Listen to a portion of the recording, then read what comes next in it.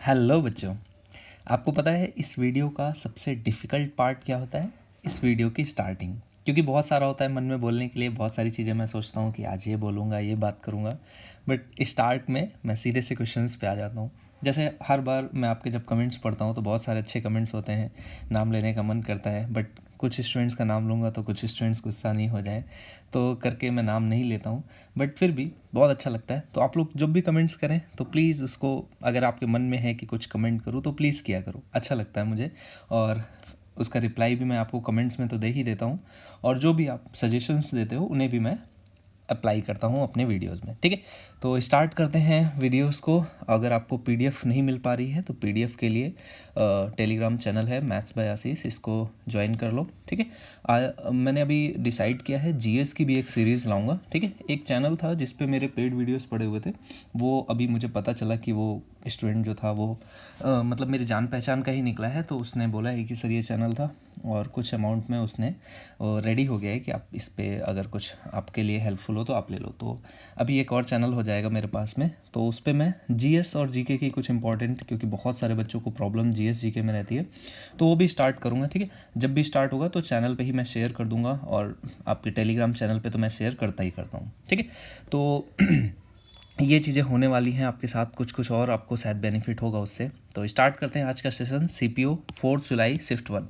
ठीक है, ये आपका क्वेश्चन है, क्या बोल रहा है, डिविजिबिलिटी का। इस तरह का क्वेश्चन आपने प्रीवियस सेट में भी देखा है, क्या होता है, इस तरह से हम लोग इसको करते चले जाते हैं। 4 से तो डिविजिबल है, ये हम लोग क्लियरली बता सकते हैं। बाकी नंबर्स कौन से हैं ये देखना है इसमें। 4 का क्यूब कितना हो जाता है 64, स्क्वायर कितना होता है 16, सम कितना हो गया 80, और ये हो गया 85। तो 85 को क्या लिख सकते हैं 5 गुणे 17, तो 17 से डिविजिबल है, एक ही ऑप्शन है ना। 7 से डिविजिबल नहीं है, नहीं तो 14 भी हो सकता था, तो एक ही ऑप्शन है 17। अगला क्वेश्चन देखो, ए क्यूब बी क्यूब, नीचे में A square B square minus A B, तो आंसर कितना आ जाएगा ए प्लस बी 1.8। ठीक है, ये इसका करेक्ट आंसर हो गया। नेक्स्ट क्वेश्चन बोल रहा है एन के किस मान के लिए 270 एन एक पूर्ण वर्ग होगा। अब एन का मान आपको फाइंड आउट करना है, 4 अंकीय संख्या है। अच्छा देखो, 2700 के आसपास आपको कोई परफेक्ट स्क्वायर पता है? अच्छा मुझे देखो एक पता है 50 का कितना होता है 2500। तो इससे थोड़ा सा आगे जाएंगे तो 51 का अगर मैं करूँगा तो 51 का कितना होगा, देखो 50 का तो हो गई +1 +2ab, तो 2ab करोगे तो ये 50 गुणे 2 100 हो जाएगा, तो ये कितना आ जाएगा 2601। और 52 का अगर मैं करूँगा तो 2500 प्लस 2 का स्क्वायर 4 प्लस 2 दूनी 4, और 50 से करोगे तो 200, तो ये कितना हो जाएगा 2704, है ना। तो ये 2704 आपका बनेगा, तो नंबर क्या हो जाएगा 4 will be the right answer. अगला क्वेश्चन देखो क्या है, 2505 में कौन सी न्यूनतम संख्या जोड़ी जानी चाहिए ताकि पूर्ण वर्ग हो जाए। अब देखो 50 का भी मैंने आपको बताया था परफेक्ट स्क्वायर क्या होता है 2500, और 51 का भी निकाला था, कितना आया था 2601। तो 2505 में आप क्या जोड़ो कि 2601 हो जाए, तो 95 इधर और एक ये 96 आपको जोड़ना पड़ेगा। ठीक है, तो न्यूनतम संख्या जो आपको जोड़नी पड़ेगी वो 96 हो जाएगी। अगला क्वेश्चन है, आपको बताना है इस पूरे का मान क्या होगा। भाई देखो 99 999 कितनी बार है, एक बार, दो बार, तीन बार, चार बार, 5 बार। तो 1000 अगर 5 बार होता तो कितना आ जाता 5000। इसमें से 5 कम कर दो तो ये कितना आ गया 4995। अच्छा अब देखो यहाँ पर जो फ्रैक्शंस हैं कभी कभी सारे के सारे सेम रहते हैं, तब तो डायरेक्टली मल्टीप्लाई हो जाता है, यहाँ पर अलग है। 1/2 है, 1/6 है, 12 है, 20 है, 30 है। एलसीएम अगर लूँगा तो कितना आ जाएगा 60 आ जाएगा। 2 से एलसीएम में गुणा होगा तो कितना 30, 6 से 10, 12 से 5, 20 से 3 और 30 से 2, तो ये इसका सम आ जाएगा। टोटल कर लो 30 10 40, 40 और 48, और ये कितना हो गया 50 हो गया। तो 50/60 यानी कि 5/6, तो 4995। ओके, दो ऑप्शंस थे 4995 के, और उसमें भी 5/6 वाला करेक्ट आंसर हो जाएगा। नेक्स्ट क्वेश्चन बोला है ए बी सी एक साथ कार्य को 20 दिनों में कर सकते हैं, ए और बी उस कार्य को 30 दिनों में कर सकते हैं, सी उसे कितने दिनों में पूरा करेगा। एलसीएम आएगा 60, ये हो गई 3, ये हो गया 2, बची हुई एफिशिएंसी एक सी की है, दिन कितने लगेंगे 60। ठीक है, अगला क्वेश्चन है, विजय जो है वो विकास से 10% अधिक कार्यकुशल है, यानी विकास अगर 10 है तो विजय कितना है 11 है। एक यदि विकास एक कार्य को 33 दिनों में कर सकता है, तो विजय उस कार्य को कितने दिनों में करेगा। ये बराबर कर दोगे, 11 से काटोगे 3, आंसर आ गया 30 के बराबर। ठीक है, अगला क्वेश्चन देखो, एक वस्तु पर 20% की छूट देने के बाद 20% का लाभ होता है। देखो 20% की छूट देने का मतलब क्या है, यानी कि अगर 5 की चीज़ है तो 4 में सेल हो रही है। 20% के लाभ का मतलब क्या है, अगर 5 की चीज़ है तो वो 6 में सेल हो रही है, ये है ना। तो आपने कहा यहाँ पर ये भी सेलिंग प्राइस है, ये भी सेलिंग प्राइस है, दोनों सेम होने चाहिए। तो कितना कर सकते हैं, 12 कर लें। 3 से गुणा किया तो यहाँ पर 3 से गुणा हो जाएगा, ये हो जाएगा 15। यहाँ पर 2 से गुणा हुआ तो यहाँ पर 12 होगा, तो ये 2 से गुणा हो जाएगा, ये हो गया 10। ये क्या है, कॉस्ट प्राइस है, ये सेलिंग प्राइस है, ये भी सेलिंग प्राइस है, और ये क्या है, मार्क प्राइस। देखो जो भी क्वेश्चन में कहा गया मैंने उसको बना लिया। बोल रहा है कोई छूट ना दिए जाने पर लाभ प्रतिशत क्या होगा। अगर छूट नहीं दोगे तो जो मार्क प्राइस है उसी पे सेल कर दोगे। कॉस्ट प्राइस कितना है, 10 है, मार्क प्राइस कितना है, 15। आपने कहा कॉस्ट प्राइस अगर 100 हो तो मार्क प्राइस 150, तो प्रॉफिट परसेंटेज कितना हो जाएगा, आपने कहा 50 का प्रॉफिट होगा। क्लियरली 50% आपका आंसर हो जाएगा। 10 से भी कर सकते थे, 100 से डायरेक्टली आपको दिखता है। अगला क्वेश्चन है, अंकित मूल्य 5600 है, 10% और 15% के 2 क्रमागत छूट दिए जाते हैं, तो साइकिल का विक्रय मूल्य क्या होगा। आसान सा क्वेश्चन है, पहले 15% का डिस्काउंट दे दो तो कितना हो जाएगा। देखो इसको या तो आप एक कंबाइंड भी बना सकते हो ना। कंबाइंड कितना हो जाएगा, 10 और 15 25, माइनस ए बी करोगे तो 15 150, बटे में 100 करोगे तो 1.5। तो या तो आप डायरेक्टली 23.5 का डिस्काउंट देना है, इसकी वैल्यू निकाल लो, या फिर आप एक एक करके भी वैल्यू निकाल सकते हो। 15% इसका निकाल लोगे तो 10% इसका कितना होगा, 560, और 5% इसी का आधा कर दोगे तो ये हो जाएगा 250, और 30 280 है ना। तो ये टोटल कितना हो जाएगा, 700 और यहाँ पर एक 800 बन जाएगा, 8 से 14 840, ठीक है। तो 840 है तो 600 घटा दोगे तो 240 बचेगा। 5000 में 240 घटाओगे तो 4760। ये आपका आ गया 15% के डिस्काउंट के बाद। अब इसमें 10% का डिस्काउंट यानी 476 और कम कर दोगे तो 10 में से 6 जाएगा, 4 बचेगा, 4 हो गया, यहाँ पे बचा 5। 15 में से 7 जाएगा तो ये कितना बचेगा, 8 बचेगा। 84 आ गया है, यूनिट डिजिट में 84 दो एक ही ऑप्शन है ना, और बाकी का भी आप करोगे तो 42 ये आपका आंसर आ जाएगा, ठीक है। नेक्स्ट क्वेश्चन है, अगर इस तरह से आपको नंबर्स दिए गए हैं, आपको फाइंड आउट करना है ABC में रेशियो। 5 3 2 का एलसीएम कितना आ जाएगा, 30 हो गया। तो यहाँ पर A की वैल्यू 15, B की वैल्यू 10, C की वैल्यू 6, तो 15 10 6 ये आपका रेशियो हो जाएगा, that is 4th option is right. बोल रहे 32 रुपये किलोग्राम के गेहूं को 24 रुपये किलोग्राम के गेहूं के साथ किस अनुपात में मिलाया जाए ताकि 39 रुपये में बेचने पर 30% का लाभ हो। 30% मतलब 10 की चीज़ को 13 पे, 13 की वैल्यू कितनी 39 है, 3 से गुणा किया गया तो यहाँ पर ये कितना आ गया 30। आपने बोला 32 के इसको 24 के साथ किस अनुपात में मिलाया जाए कि 30 में सेल हो, तो ये वैल्यू कितनी आ गई 2, ये वैल्यू कितनी आ गई 6, तो ये आपका 6:2 या फिर 3:1, यानी कि A part will be the right answer. अगला क्वेश्चन क्या है, 7 मैचों में औसत कितना है 53 है, 7 में औसत है 53, 9 में औसत कितना है 33 है, टोटल आपको बताना है 16 में औसत कितना होगा। कैसे करोगे, जो भी छोटी संख्या है अगर मैं इसको मान लूँ कि ये क्या है करेक्ट एवरेज है, तो 33 अगर करेक्ट एवरेज होता तो नेट डेविएशन 0 होता, लेकिन यहाँ पर देखो कितना है प्लस का 20 है, कितने लोगों में 7 लोगों में, यानी कि डेविएशन कितने का है 140 का।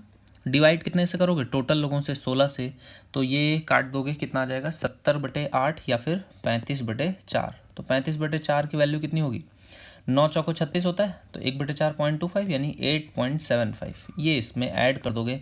33 में 8 जोड़ोगे तो कितना आ जाएगा ये 41.75, तो ये इसका करेक्ट आंसर हो जाएगा। अगला क्वेश्चन बोल रहा है एक परीक्षा में 150 छात्रों द्वारा प्राप्त औसत अंक कितने हैं। 150 छात्रों के औसत अंक हैं 40।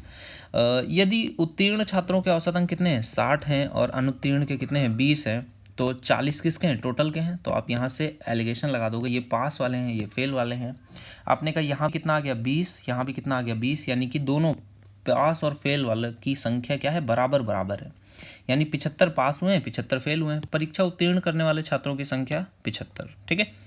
अगला क्वेश्चन है एक व्यापारी ने एक वस्तु को 20% लाभ पर बेचा, यदि उसने 20% लाभ का मतलब क्या हुआ 100 की चीज को 120 पे सेल किया, उसने 40% अधिक में खरीदा 140 में खरीदा और 24 रुपये कम में बेचा, तो यहाँ पर ये जो है ये रुपए है, यहाँ पर ये क्या है आपका रेशियो है, तो उसे 20% की हानि होती है। अब 20% की हानि इसको करोगे 140 का 20% कितना हो जाएगा 14 दूनी 28, तो 28 रुपये की इसको हानि होगी, तो ये कितने पे सेल करेगा, आपने बोला ये सेल करेगा 112 में। तो देखो मेरे अकॉर्डिंग जो रेशियो में कमी आई कितने की आई 8 की, क्वेश्चन में कितने की आई 24 की, यानी कि जो भी वैल्यूज़ हैं उसमें 3 से गुणा हो रहा है। तो वस्तु का क्रय मूल्य क्या है, तो ये आपका क्रय मूल्य कितना आ जाएगा, 3 से आप गुणा कर दोगे, ये आपका क्रय मूल्य हो जाएगा 300 रुपये के बराबर। ठीक है, चलो अगले क्वेश्चन पे आ जाते हैं। एक कुर्सी का क्रय मूल्य एक टेबल के क्रय मूल्य से 25% कम है। जो चेयर है उसका क्रय मूल्य टेबल के क्रय मूल्य से 25% कम है, यानी कि अगर ये 4 है तो ये 3 है। यदि एक व्यक्ति 7 टेबल के क्रय मूल्य पर 5 कुर्सियां बेचता है, ठीक है, तो 7 टेबल के क्रय मूल्य, टेबल का क्रय मूल्य कितना है 7, यहाँ पर 7 चौको ये कितनी होगी 28, पर 5 कुर्सियां बेचता है तो 5 तियाँ ये कितना 15 है ना। तो 15 रुपये के कॉस्टिंग पे उसने 28 रुपये, ये इसका सेलिंग प्राइस हो गया है ना, ये इसका कॉस्ट प्राइस हो गया, ये इसका सेलिंग प्राइस हो गया। तो प्रॉफिट आपको बताना है, तो प्रॉफिट आपने कितना 13 रुपये का प्रॉफिट कमा लिया, कितने पे 15 पे, 13/15 की वैल्यू आपकी निकल आएगी, कितनी आ जाएगी अप्रॉक्सीमेट 86.66 है ना, ये आपका आंसर हो जाएगा। देखो 1/15 कितना होता है 6.66, तो 2/15 कितना होगा, ये हो जाएगा 13.33 है ना। तो ये आप घटा दोगे कितने में 100 में से, तो ये 13/15 की वैल्यू आएगी 86.66। नेक्स्ट क्वेश्चन बोल रहा है वृत्त की त्रिज्या में 10% कमी होती है तो क्षेत्रफल में कितने प्रतिशत कमी होगी, तो 10 से अगर 9 जाएंगे तो 100 से 81, तो 19% की कमी हो जाएगी। ठीक है, अगले क्वेश्चन पे आ जाओ। नेक्स्ट क्वेश्चन बोल रहा है ए जो है वो बी से 50% अधिक है। अगर बी 2 है तो ए कितना है 3 है। बी ए से कितने प्रतिशत कम है 33.33।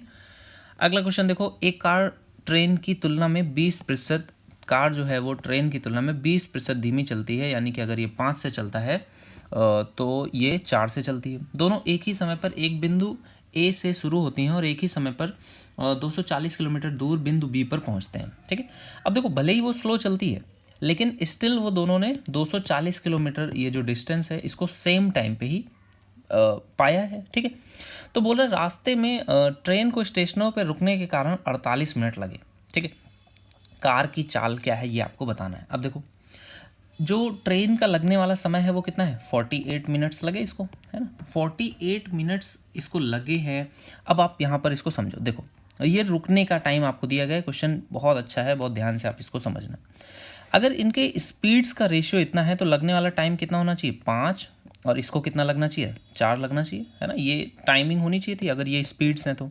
आपको पता है क्योंकि डिस्टेंस क्या है फिक्स है 240, तो ये लगने वाला टाइम कितना होना चाहिए 5 और 4 का। अब देखो इसको 4 ना लग करके इन दोनों को सेम टाइम लगा, यानी कि इसको कुछ एक्स्ट्रा टाइम लगा 1, तभी तो ये टाइम बराबर हो गया। और ये 1 की वैल्यू ही आपको क्वेश्चन में दे रहा है कि रुकने की वजह से कितना टाइम लग रहा है 48 मिनट्स एक्स्ट्रा लगे, तो ये 1 की वैल्यू क्वेश्चन ने आपको दे दी है। अगर 1 की वैल्यू 48 है तो 5 की वैल्यू क्या आप निकाल सकते हो, आपने कहा बिल्कुल निकाल सकते हो। 5 की वैल्यू 5 से गुणा कर दोगे, 48 का आधा 24, यानी कि 240 मिनट ये इनको लगे। 240 मिनट को अगर 60 से डिवाइड करूं तो 4 घंटे आ जाएगा, तो आपने कहा 4 आवर्स आ गया, है ना। तो 4 आवर्स किसको लग रहे हैं, कार को लग रहे हैं। अगर ट्रेन रुकती नहीं तो उसको 4 आवर्स नहीं लगते, है ना, वो रुकने की वजह से। तो यहाँ से आप ये टाइम निकाल लिया 4 आवर्स, तो अब आप डिवाइड कर दोगे तो ये आपकी स्पीड आ जाएगी किसकी, ये कार की स्पीड आ गई। ठीक है, तो ये आपकी 60 हो गई। अगर ट्रेन की स्पीड पूछता है तो क्या कहोगे, 4 की वैल्यू इतनी है तो 5 की वैल्यू कितनी है, 15 चौको 60, 15 पचे 75, तो ट्रेन की जो स्पीड होगी वो 75 के बराबर होगी। बहुत अच्छा क्वेश्चन था। ठीक है, अगला क्वेश्चन देखो, बोला है एक स्कूटर मरम्मत के बाद 49 की रफ्तार से चलता है, मरम्मत से 42 की रफ्तार से चलता था। मरम्मत के बाद 49 की 7 घंटे में तय करता है, ये दूरी हो गई उससे दुगनी हो गई मरम्मत से उसे मरम्मत से पहले उस दूरी को तय करने में, तो आपने कहा ये 42 हो गया। 7 से काट दोगे ये आएगा 6, 2 से काट दोगे ये आएगा 3, तो 49/3 ये क्या आ गया आवर्स में। आपको जो टाइम दिया गया वो पूरा इसी तरह से दिया गया, तो देख लो 3 से काट दोगे कितनी बार जाएगा, 13 26 33 39 15 3 45 16, तो 16 पूरे घंटे, 16 3 48, 1 बचेगा 1/3 या 60 से करोगे तो 20 मिनट आपको लगेगा। ठीक है, तो 16 घंटे 20 मिनट ये आपका आंसर आ जाएगा। नेक्स्ट क्वेश्चन देखो क्या है, 1000 रुपये मूलधन पर 20% वार्षिक ब्याज की दर से 3 वर्ष के लिए चक्रवृद्धि ब्याज और साधारण ब्याज में अंतर। 3 वर्षों के लिए आपका कंपाउंड इंटरेस्ट कितना होता है 331। आपने कहा ये सिंपल इंटरेस्ट और कंपाउंड इंटरेस्ट तो सेम होता है, यही अंतर होता है। तो देखो 1000 रुपये है 20% कितना हो जाएगा 200, इसकी तो वैल्यू चाहिए नहीं, फिर से इसका 20% निकालोगे 40, फिर से 20% निकालोगे 8, ठीक है। तो ये वैल्यू आ जाएगी 120 और ये वैल्यू आ जाएगी 8, तो 120 + 8 128, ये इसका करेक्ट आंसर हो जाएगा। 25,000 रुपये पर 20% चक्रवृद्धि ब्याज की दर से 4 वर्ष के लिए मिश्रधन, जब भी मिश्रधन पूछा जाए आपको ये रेशियो वाला मेथड नहीं लगाना है। कौन सा मेथड लगाना है? 5 से 6, है ना। तो 5 से 6 कितने वर्ष? 4 वर्ष के लिए, तो फिर से 5 से 6 और फिर से 5 से 6, ठीक है। तो ये देखो कितना हो जाएगा, 55 25 और ये भी 55 25, तो 25 × 25 आ जाएगा। और यहाँ पे कितना हो जाएगा आपको पता है, 6 का क्यूब कितना होता है 216, और उसमें भी अगर मैं 6 से गुणा कर दूंगा तो कितना आ जाएगा, 6 6 का 36, 3 6 कम 6 3 9, 6 दूनी 12, तो 1296, है ना, या फिर 12 का जिसको क्यूब भी कहते हैं, ठीक है। तो ये आपका नहीं, आई थिंक वो थोड़ा डिफरेंट होता है, 78 आता है ना। तो ये 1296 आपका आ जाएगा, ये 6 का पावर 4 है, ठीक है। तो ये वैल्यू आएगी। अब यहाँ पर क्वेश्चन में देखो कितना दिया गया, 25,000 दिया गया है ना। तो देखो एक 25 से 25 कट जाएगा, इस 25 से इसको काटोगे तो 40, यानी कि आपने 40 से इसमें गुणा करना है। 40 से गुणा करोगे तो देखो 0 1 आना चाहिए, 1 0 सभी में है। 6 चौको 24, यूनिट डिजिट 4 आना चाहिए, एक ही ऑप्शन में यूनिट डिजिट 4 है। ये इस क्वेश्चन का करेक्ट आंसर हो गया। अगले क्वेश्चन पे आ जाते हैं। नेक्स्ट क्वेश्चन है, आपको दिया गया है एक कंपनी है और ये सब कुछ चीज़ें दी गई हैं। 2012 से 2016 तक कंपनी आर का कुल उत्पादन, 12 से 16 कंपनी आर का कुल उत्पादन, इसका सम कर देना है भाई। देखो यूनिट डिजिट सबका अलग अलग है, नहीं 4 तो है ही है, तो फिर तो करना पड़ेगा। देखो ये लगभग 300 है, 2 हासिल ले लिया मैंने, ठीक है। तो ये दोनों तो टोटल हो गए 600, और ये कितना है 250 और 250, तो ये 500 हो जाएगा, 6 5 1100, तो यहाँ पर हो गया, ठीक है। यहाँ पर कितना एक्स्ट्रा है इसके पास 18, तो 18 एक्स्ट्रा है, और ये कितना है 276, तो अगर 4 इसको हासिल दे दूंगा तो 280, है ना, तो 14 बचेगा, तो 294 ये हो गया। तो आप टोटल सम कर दोगे 11 और 2 13, 1394, तो ये इसका करेक्ट आंसर हो गया। अगला क्वेश्चन क्या बोल रहा है, देखो 2013 में सभी कंपनियों के कुल उत्पादन का औसत क्या है। 2013 में सभी कंपनियों के कुल उत्पादन का औसत, तो इसके लिए जोड़ना नहीं होता है, हम लोगों को तरीका पता है। क्या करेंगे, एक औसत मान लेंगे कि अगर इतना औसत हो, कितना औसत मान लिया जाए, एक बार देख करके देखो क्या अंदाजा लग रहा है। 300 से ऊपर है, 400 के ऊपर है, 200 के ऊपर है, 300 400, 300 जो है वो मिड में आ रहा है ना। और इवन अगर मुझे ठीक से और लेना हो तो 350 में एक एवरेज ले लेता हूँ, ठीक है। तो देखो ये कितना आ जाएगा। अच्छा देखो ऑप्शन से भी आप एवरेज ले सकते हो, ऑप्शंस के अकॉर्डिंग 360 सबसे नियर है, तो 360 ही औसत ले लो। 360 से तो सभी ऑप्शन बड़े ही है, तो 360 मैंने करेक्ट एवरेज मान लिया। तो 2013 है, तो ये कितना हो गया, देखो आपका पास कितना एक्स्ट्रा है, तो आपने कहा 60 है, ये 20 और 6 26 एक्स्ट्रा है। 402 देखो तो 60 है, तो 42 एक्स्ट्रा है। 268 जो है, अगर मैं 100 कम कर देता तो 260 है ना, तो 100 कम करके 8 बढ़ाना है, यानी कि -92, ठीक है। तो ये -92 आ गया। और 360 तो एग्जैक्ट है, तो ये 0 हो गया। और यहाँ पर 450, तो प्लस का कितना 360 और 10 अगर मैं जोड़ूंगा तो ये आपका 90 एक्स्ट्रा है ना, तो ये आपका 90 एक्स्ट्रा हो जाएगा, है ना। क्लियर है, यहाँ तक तो कोई डाउट नहीं है। तो आपको क्या करना है, इनको जोड़ देना है। तो यहाँ पे कितना बचेगा, माइनस का 2, ये 2 से 2 कट जाएगा, तो 40 और 20 60, और ये 66 बटे में कर दोगे 5, तो इसका डबल करोगे तो कितना आएगा 13.2, तो ये इसका आंसर हो जाएगा, दैट इज़ 373.2 के बराबर। तो 373.2 ये इसका एवरेज निकालने का तरीका हो गया। अगला क्वेश्चन बोला है 2014 में आर कंपनी का उत्पादन, 2014 में आर का उत्पादन यानी कि ये वाला नंबर 2013 में आर के उत्पादन, 2013 में आर के उत्पादन से कितने प्रतिशत अधिक है, तो ये बताना है आपको। तो कितना अधिक है भाई, देखो 68 है, 70 कर देंगे है ना, तो 30 उधर और 2 और 2 34, तो 268 जो है वो 34 का आपको रेशियो निकालना है। 2 से कट जाएगा 17, 2 से कटेगा 134, है ना। 17 के पहाड़े में 17 सत्ते 119 और 17 अठे 8 सत्ते 56, है ना। तो ऐसे ही कुछ अप्रॉक्सीमेट आएगा। तो वैल्यू अगर मुझे निकालनी हो तो परसेंटेज में इस तरह से निकाल लेते हैं। 134 एक बार पहाड़ा जाएगा, कितना बचेगा 30 है, 35 35 70 होता है, तो ये 36 बचेगा, 360 हो गया। 2 बार पहाड़ अब चला जाएगा, है ना, तो 12 बार जाएगा, तो कितना हो जाएगा, ये हो जाएगा 268, तो 268 है। तो आई थिंक 3 बार तो नहीं जाएगा, है ना, 13 39 390 हो जाएगा। तो कितनी वैल्यू भी बचेगी, ये आपकी बचेगी 92। तो 92 हुआ, दशमलव लगाया, एक जीरो पड़ गया। अब देखो अप्रॉक्सीमेट एक बार और, अच्छा 12 पॉइंट में एक ही ऑप्शन है तो फिर फर्दर जाने की ज़रूरत नहीं है, ठीक है। अगले क्वेश्चन पे आ जाते हैं। नेक्स्ट क्वेश्चन देखो क्या बोल रहा है, 2014 में सभी कंपनियों का उत्पादन वर्ष 2015 में सभी कंपनियों के उत्पादन से कितने प्रतिशत कम है। तो इसका सभी कंपनियों के उत्पादन से कितने प्रतिशत कम है, तो 2015 में सबसे पहले तो आपको 15 में सभी कंपनियों के उत्पादन से कंपैरिजन करना है। तो आपको क्या करना है, इनको तो जोड़ना ही पड़ेगा, तो इनको आप पहले जोड़ लो, ठीक है। तो ये कितना आ जाएगा, देखो 500, 500 और 500, तो ये 1500 हो गया, है ना। और 97 है यहाँ पर 3 है, तो ये 1600 हो गया।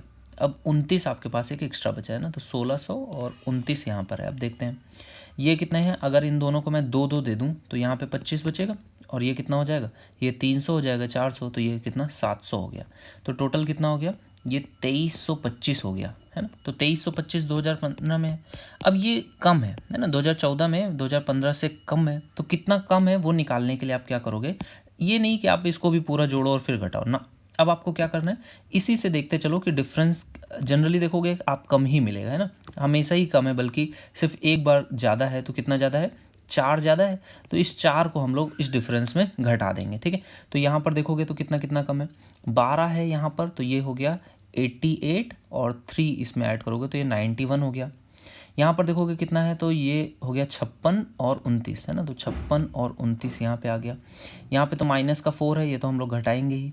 यहाँ पर देखोगे तो कितना कम है, 72 है, और इसमें 28 जोड़ते तो पूरा हो जाता, 2 कम कर दोगे तो ये हो गया 26। और यहाँ पर देखोगे तो 97 में से 4 कम करोगे तो 93 आ गया, है ना। तो अब ये जो 4 घटाना है आप इसमें से घटा दोगे 56 में, तो ये कितना बचेगा, ये बचेगा आपका 52, ठीक है। अब आप जोड़ लो, तो देखो 91 है और 29, ये कितना हो जाएगा 120, 120 और यहाँ पर है 52, ये कितना है, इसके बाद 93 और 26, तो टोटल हो जाएगा 170 और 190, है ना। तो 198, इसमें से 2 हासिल ले लोगे तो 200 हो गया, तो 291। तो ये आपका जो एक्स्ट्रा है ये 291 है। अब इसको आपको परसेंटेज में कैलकुलेट करना है। अच्छा देखो ये 25 से कट जाएगा, ये आपको पता है ना। तो 25 से कट जाएगा और 291 भी है, 25 से काटते ही आएगा 4, 25 से कितनी बार जाएगा, 25 9 225, तो 9 बार जाएगा। और यहाँ पर कितना बचेगा, 5 और 2 7, तो 75, 25 3 75, तो 93 आ गया। अच्छा 93 का अगर मैं 3 बार करूँगा तो कितना आएगा, 270, तो पूरा पूरा तो नहीं कट रहा है। ऑप्शंस को भी देख करके समझ में आ रहा है पूरा पूरा तो नहीं कटेगा, तो 4 से इसमें गुणा कर दो, ये आ जाएगा 4, 9 चौको 36 के 3, 4 दूनी 8 और 3 11। तो अब 93 है आपके पास, अब आप इसको डिवाइड कर लोगे। देखो 93 से एक बार जाएगा तो ये कितना बचेगा, 93, 16 और 7, ये हो जाएगा आपका 23, है ना। और यहाँ पर कितना आ जाएगा 234। अब देखो कितनी बार जाएगा, 93 है, अगर 3 बार करूँगा तो 270 से ऊपर निकल जाएगा, तो 2 बार जाएगा, है ना। तो यहाँ पे भी आपको 2 में एक ही ऑप्शन मिल गया 12.5 के बराबर, ठीक है। अगले क्वेश्चन पे आ जाओगे। नेक्स्ट क्वेश्चन है, आपको बताना है उस सबसे लंबे छड़ की लंबाई क्या है जिसे कमरे में रखा जा सकता है, जो 2 मीटर लंबा, 2 मीटर चौड़ा और 6 मीटर ऊंचा है। तो 2 का स्क्वायर 4, 2 का स्क्वायर 4, 6 का स्क्वायर 36, ये आपकी लेंथ आ जाती है। तो ये कितनी हो जाएगी, 36 और 40 और 44, तो ये रूट में है, बाहर आएगा कितना, 2√11 के बराबर हो जाएगा। अगला क्वेश्चन बोला है, यदि दिए गए शंकु की ऊंचाई 3 गुना हो जाती है और आधार की त्रिज्या समान रहती है तो शंकु के आयतन और दूसरे आयतन का अनुपात। अगर ऊंचाई है तो ऊंचाई का जो यूज़ होता है वो सिंगुलर होता है, तो अगर ऊंचाई 3 गुना हो जाएगी तो जो वॉल्यूम है वो भी क्या हो जाएगा, 3 गुना हो जाएगा। एज चेंज होगा हाइट में, सेम चेंज होगा आपके वॉल्यूम में, ठीक है, तो 3 गुना ही हो जाएगा। अगला क्वेश्चन क्या बोल रहा है, एक त्रिभुज के कोण इतने हैं तो 3x का मान बताइए। तो देखो भाई तीनों को जोड़ दोगे कितना आ जाएगा, 6 4 10 और प्लस ये 10x प्लस 10 बराबर 180, तो x का मान कितना आ जाएगा, 17 के बराबर, 17 तियाँ 51, 51, ये इसका करेक्ट आंसर हो जाएगा। अगला क्वेश्चन क्या कह रहा है, आपको बताना है 2 सेंटीमीटर त्रिज्या के प्रत्येक 2 समान वृत्त एक दूसरे को इस प्रकार प्रतिच्छेदित करते हैं कि प्रत्येक की परिधि दूसरे के केंद्र से गुजरती है, ठीक है, प्रत्येक की परिधि दूसरे के केंद्र से होकर के गुजरती है, ठीक है। प्रतिच्छेदित भाग का क्षेत्रफल, ये वाला मैंने आपको क्वेश्चन कराया हुआ है, कैसे करते हैं, अच्छा क्वेश्चन बनता है ना। आपको इस वाले पार्ट को मैं सिर्फ और सिर्फ हाफ पार्ट को दिखा रहा हूँ, ठीक है, ये इस तरह से, ये इस तरह से, मैं हर बार इसका फॉर्मूला भूल जाता हूँ, इसीलिए मैं आपको फिर इसको करके दिखा देता हूँ, ठीक है। तो देखो यहाँ से आपको ये पता है कि अगर मैं इतने पार्ट को देखूँ, है ना, तो ये वाला जो पार्ट होगा ये इसके लिए क्या होगा, क्योंकि ये आपको पता है ये भी रेडियस है ना, इसका सेंटर इसकी परिधि है, तो ये रेडियस है और सेम है दोनों की रेडियस, क्योंकि तो ये आर और आर हो गया, तो ये वाला एरिया कितना आ जाता है 60। तो 60 डिग्री है टोटल। अगर एक सर्कल का एरिया लिखता हूँ तो 360 के लिए लिखता हूँ, तो ये 1/6 हो जाएगा, कितना होगा पाई आर स्क्वायर, ठीक है। और यही सेम चीज़ अगर मैं इस वाले के लिए भी लिखूँगा, और पेन में चेंज कर देता हूँ रेड पे, तो अगर मैं इस वाले के लिए लिखूँगा यहाँ सेंटर से, तो ये कितना आएगा, तो आपने कहा ये वाला एरिया जो आएगा, है ना, ये आपका यहाँ के लिए आएगा। तो इसको जब मैं लिखूँगा तो ये भी कितना होगा, सेम ही होगा 1/6 पाई आर स्क्वायर। और ये दोनों जब मैंने लिखा तो देखो एक पार्ट है जो रिपीट हो गया है, जो कि ये बीच का सर्कल ट्राइंगल का पार्ट है ना, तो ट्राइंगल को पार्ट को मैं इसमें से हटा देता हूँ। तो ट्राइंगल का एरिया कितना है, √3/4 भुजा का स्क्वायर। भुजा कितनी है इसकी, आर ही है, तो √3/4, क्योंकि इक्विलेटरल ट्राइंगल फॉर्म हो रहा है, ये आपको भी पता है कि ये भी रेडियस है, ये भी रेडियस है। तो ये जब दोनों को जोड़ करके इसको घटाऊंगा तो ये हाफ की वैल्यू आती है, तो क्या करें सीधे से डबल कर दें, तो ये 1/6 1/6 1/3 हो गया, तो ये आ जाता है 2/3 pi R square minus √3/2 pi R square, ठीक है। तो ये वैल्यू आती है। अब रेडियस आपको कुछ गिवन नहीं गिवन है, तो डायरेक्टली आपका आंसर कुछ तो गिवन होगी 2 सेंटीमीटर। तो आर की वैल्यू 2 है, तो 2 का स्क्वायर कितना हो जाएगा 4, तो 4 दूनी 8 पाई/3 माइनस 2 का स्क्वायर 4, तो 2 से कटेगा, तो √3 × 2, है ना, तो 8 पाई/3 माइनस 2√3, 8 पाई/3 माइनस 2√3, ये इसका करेक्ट आंसर हो जाएगा। नेक्स्ट क्वेश्चन है 12 सेंटीमीटर ऊंचे और 12 सेंटीमीटर ऊंचे और जिसके आधार वर्ग का विकर्ण 6√2 है, ऐसे पिरामिड का आयतन कितना होता है 1/3, बेस का एरिया, बेस क्या है आपका वर्ग है। आपको पता होना चाहिए कि अगर ये आपको दिया जाता है ए और ये कितना होता है a√2, तो इसका एरिया डायरेक्ट निकालने के लिए जो भी डायगोनल है उसका स्क्वायर बाई 2 होता है, तो इसका स्क्वायर कितना हो जाएगा 36, और √2 का स्क्वायर करेंगे तो 2 आएगा, वो 2 से 2 कट जाएगा, तो बेस का एरिया इंटू हाइट। अब हाइट आपको डायरेक्टली गिवन है तो ये बहुत अच्छी बात है, वरना फिर हाइट निकालने में थोड़ा सा मशक्कत करनी पड़ती है। तो ये कितना हो जाएगा 144 के बराबर, ये इसका वॉल्यूम आ जाएगा, ठीक है। तो इसका वॉल्यूम का फॉर्मूला याद रखना है, बेस एरिया इंटू हाइट, और ये क्या है आपका ये वैसे ही होता है जैसे आपका शंकु के लिए होता है ना 1/3 करते हैं, सेम चीज़ आपकी पिरामिड में भी चलती है। अगला क्वेश्चन देखो क्या कह रहा है, x + 1/x का मान कितना है 7 है। अच्छा यही पूछ रहा है, इसको देखते ही आपको मान समझ में आ जाना चाहिए। अगला क्वेश्चन देखो क्या है, x - 1/x का मान पूछ रहा है, जबकि यहाँ पे x + 1/x का मान दिया गया कितना 2√10। तो प्लस वाले की वैल्यू दी जाए और माइनस वाले की वैल्यू पूछी जाए तो कैसे करते हैं, अगर प्लस वाले की वैल्यू k हो तो माइनस वाले की वैल्यू √ में k² -4 के बराबर होती है। तो √ में k² यानी कि कितना हो जाएगा 40 - 4 36, 36 का रूट मतलब 6 के बराबर, ठीक है।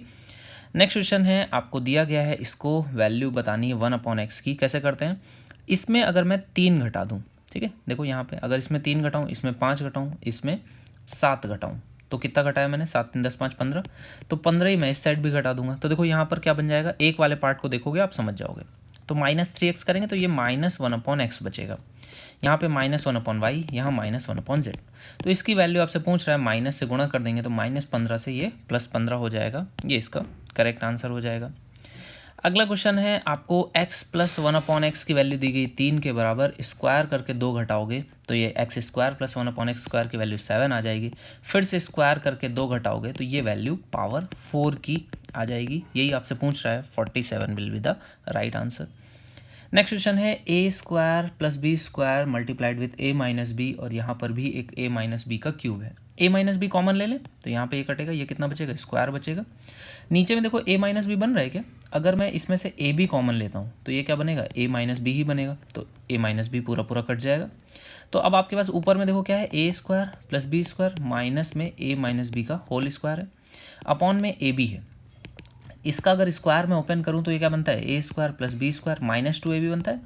यहाँ पे पहले से ही माइनस है तो कट जाएगा, माइनस का 2ab क्या हो जाएगा प्लस का 2ab, अपॉन में ab है, कट करके आंसर कितना आ जाएगा 2 के बराबर। अगला क्वेश्चन देखो क्या कह रहा है, आपको दिया गया है ओ वृत्त का केंद्र है PQR यानी कि ये वाला एंगल है 100 डिग्री के बराबर। STR ये वाला एंगल आपको दिया गया है कितना 105 डिग्री के बराबर। ठीक है, तो आपको ओ एस पी यानी कि ये वाला एंगल फाइंड आउट करना है। बड़ा ही इजी क्वेश्चन है। देखो आपको ये पता है कि अगर इसका एंगल 105 है तो अगर मैं इसके अकॉर्डिंग कोई भी आपकी जो मेजर आर्क है उस पर एंगल ड्रॉ करूँगा तो वो कितना होगा, जस्ट इसका 180 माइनस यानी कि 75 के बराबर। अगर ये 75 है तो इसके सेंटर पे एंगल कितना हो जाएगा, जस्ट इसका डबल यानी कि 150 के बराबर। और इसके सेंटर पे अगर 150 है तो आपको पता है ये भी रेडियस है, ये भी रेडियस है, तो ये दोनों हाफ हाफ हो जाएंगे यानी 15 डिग्री और 15 डिग्री के बराबर हो जाएंगे। अच्छा, आपको ये वाला एंगल फाइंड आउट करना है तो ये आप देखोगे किसको, ये वाले को क्वाड्रिलेटरल, कौन सा, साइक्लिक क्वाड्रिलेटरल है। ये एंगल दिया गया 100 डिग्री, तो ये टोटल कितना होगा 80 के बराबर। तो 80 में से 15 घटा दोगे तो ये आपका बचा हुआ एंगल कितना आ जाएगा 65 डिग्री के बराबर। तो ओ एस पी का मान पूछ रहा है, दैट विल बी 65 डिग्री। ठीक है, नेक्स्ट क्वेश्चन देखो क्या कह रहा है। दिया गया है आपको ई एफ और सी ई और सी ए ये आपस में इक्वल है। ठीक है, ओके, तो आपको क्या बताना है, आपको बताना है ई ए सी का मान। ई ए सी यानी कि ये वाला एंगल आपको फाइंड आउट करना है। ठीक है, आपको दिया क्या गया, देखो एक्सटीरियर एंगल दिया गया 96 डिग्री के बराबर है।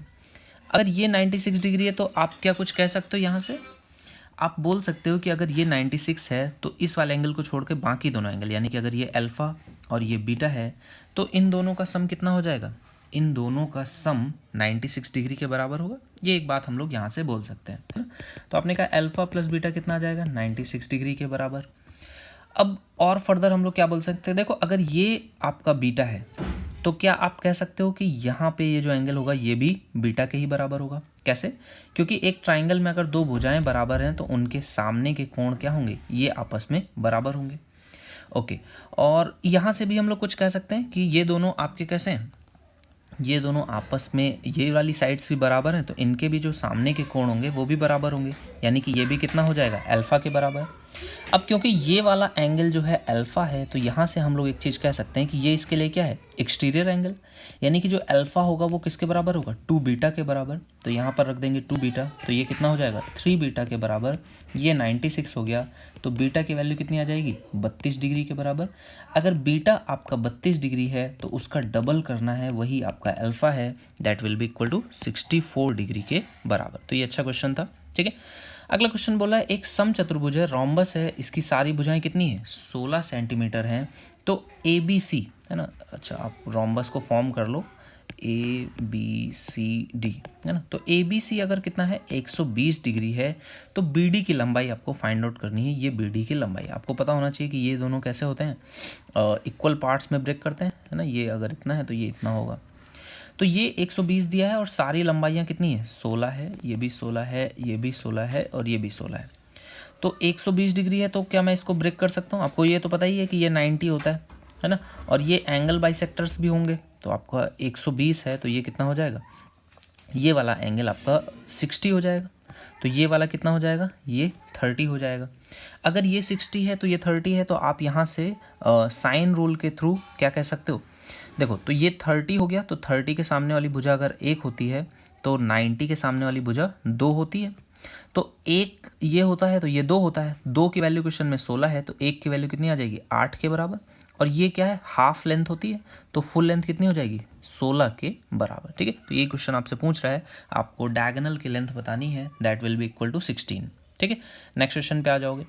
एक समद्विबाहु त्रिभुज में, समद्विबाहु त्रिभुज है आपका, है ना, कैसा है 130 डिग्री पे, तो 130 डिग्री पे ही ड्रॉ कर लेते हैं।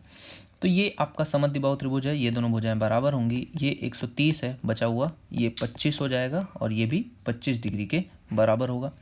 यदि त्रिभुज का अंतः केंद्र है, इफ़ आई इज़ द, ये आपका अंतः केंद्र है ना आई, तो क्यू आई आर, अच्छा क्यू आई आर, तो यहाँ पर ये पी हो गया, ये क्यू हो गया, ये आर हो गया, तो क्यू आई आर का एंगल आपको बताना है। तो क्यू आई आर आपको हमेशा पता है कितना होता है 90 + a/2, यानी कि ये हो जाएगा इसका हाफ, तो 65, 90 में जोड़ दोगे तो ये 155 के बराबर होता है। डायरेक्ट फॉर्मूला बेस्ड क्वेश्चन कई बार पूछे जाते हैं।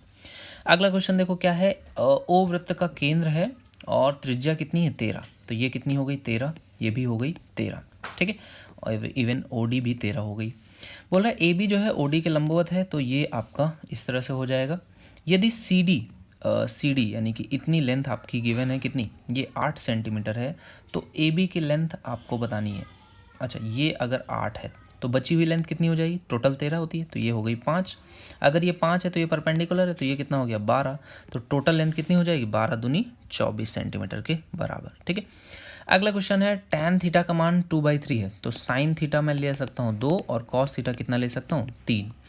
तो साइन अगर 2 लूँगा तो 2 का स्क्वायर 4, 15 चौको 60, 3 का स्क्वायर 9, 9 त्रिक 27 अपॉन में 2 का स्क्वायर 4, 5 चौको 20 प्लस 3 का स्क्वायर 9, 9 त्रिक 27, तो ये कितना आ जाएगा, ये आ जाएगा 33/47 के बराबर। That is C part will be the right answer.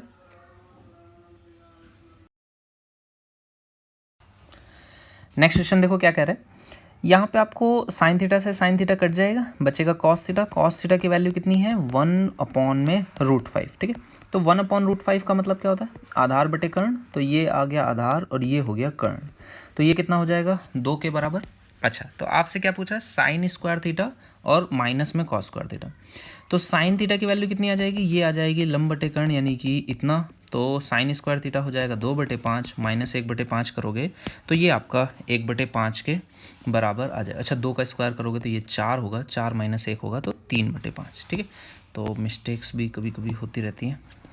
चलो अगले क्वेश्चन पे आ जाते हैं।